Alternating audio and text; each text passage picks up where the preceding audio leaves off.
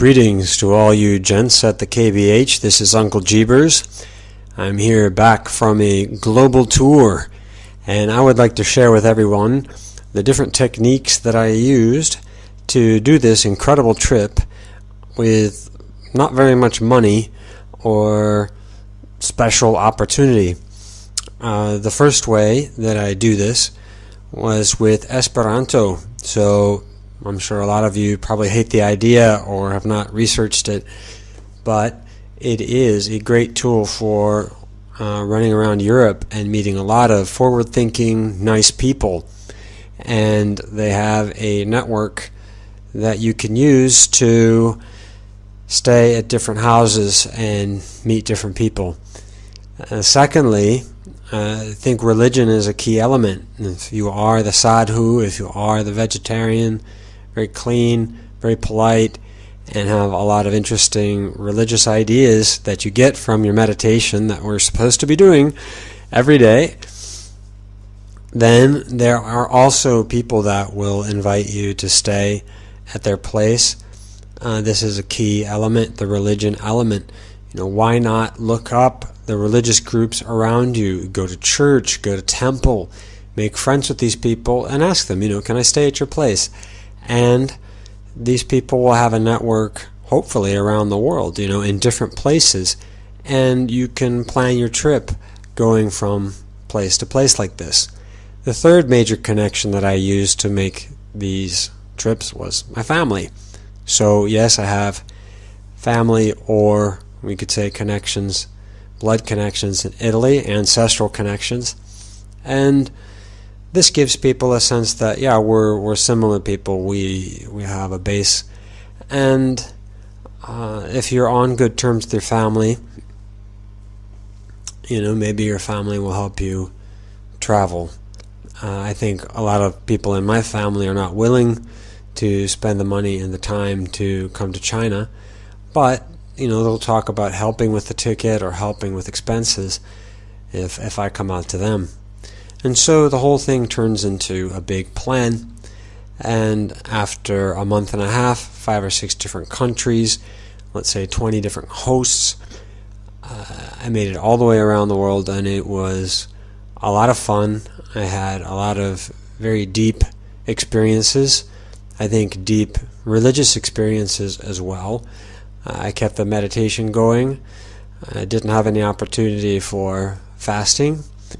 But you're on the road and you're wandering, and whenever you think you want something or you might need something, it just pops out in front of you, which is sort of the magic about wandering and wandering for a religious purpose. Sort of disappointing out of the trip was that you can't really directly connect straight up to the top of the Hare Krishnas and stay with them. And if you know these people for a short time, there's very few that would have their own place or their own way to stay with you. So it wasn't a success, big success with the Hare Krishnas this year. I was able to go to their temple 2 or 3 times, I think, and I don't know what to say. I mean, I think the leader might be corrupt, or he might be interested in women, though he obviously does a lot of chanting and is certainly vegetarian, so he's not super corrupt, but maybe not the type of guru that you would consider as being super powerful, super charismatic, and not nice enough to just be like, just stay, because I think people that are very clean, with including the chastity element, are naturally more trusting, and also they don't need so much cash. Places with people who are pure, and they spend less money and they have a lot less conflict, and it's easier to just allow those things. The organization of the Hare Krishna temple was such that they don't do very much of their own work, if any at all. The people who are staying there are practicing the chanting, and they have their food and other things provided, and everything they do is paid for. They go pay for it. And so they didn't have what we would consider, what we would imagine they would have a garden or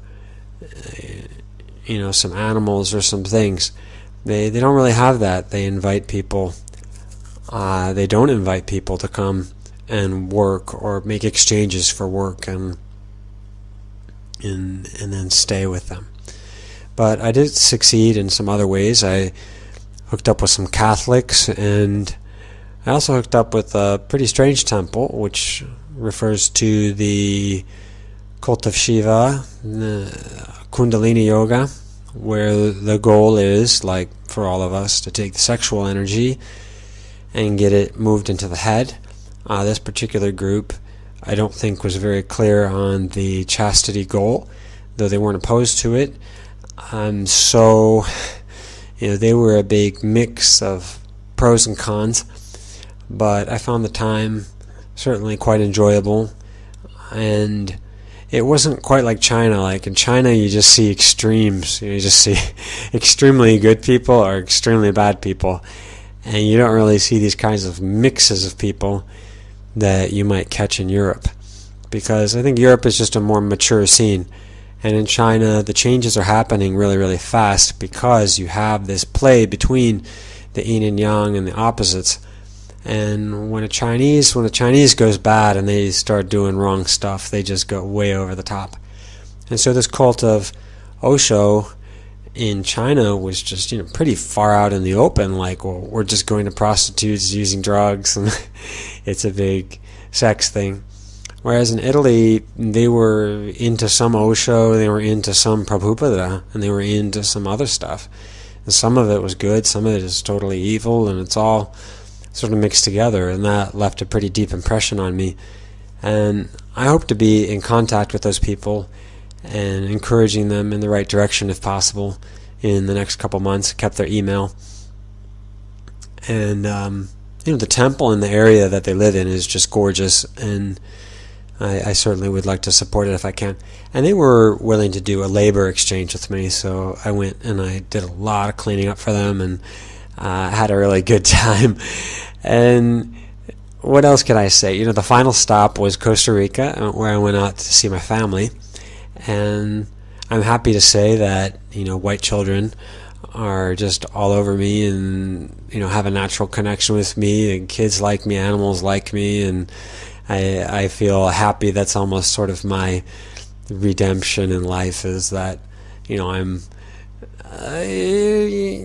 the uncle here, and I have this attractive qualities still, I hope, and I still seem nice enough and sociable enough that I can make friends and be on a real peaceful level with the family. The funny thing that happened with the family, though, and I have to tell everybody, was that they seemed to be disgusted with hair. Like my mother and my sister seemed to be disgusted with hair. And Brother Trevor was, instigating me to write more about the hair issue at the KBH. And people are wondering why, because now there is even a newer update of the hair page, and it's just getting bigger and bigger and longer and longer. And this might be some dynamic happening also with me and my family, where, like my sister is telling me that hair is disgusting, or hair is naturally dirty. But she has long hair, and she can't grow a beard, so she doesn't shave that off. It seems to me to still play into the feminist, anti-male power, Delilah versus Samson kind of thing. And she's cutting off his hair while he's sleeping. It could be like, cutting babies' penises, because when the man is weak, or he's sleeping, or he's not aware, the female comes in and tries to cut down his body and cut down his power. And women tend to deal on this slave morality or anti-morality, where stealing and sneaking and lying and these things are okay. And sort of like our comedian Bill Burr says, they get away with it because it's socially unacceptable to hit women. And that, could we imagine how we would behave if it were socially unacceptable to hit us. I mean, if it were unacceptable to hit me, Uncle Jeebers, I would probably be out of control. So that's just a funny idea. But anyway, I mean, I had a delightful time in Costa Rica. The Spanish language, practically nobody smokes there. I saw one fat guy smoking, and that was it. And real nice environment, big blue skies, mountains, animals you've never seen before, and definitely worth the big trip.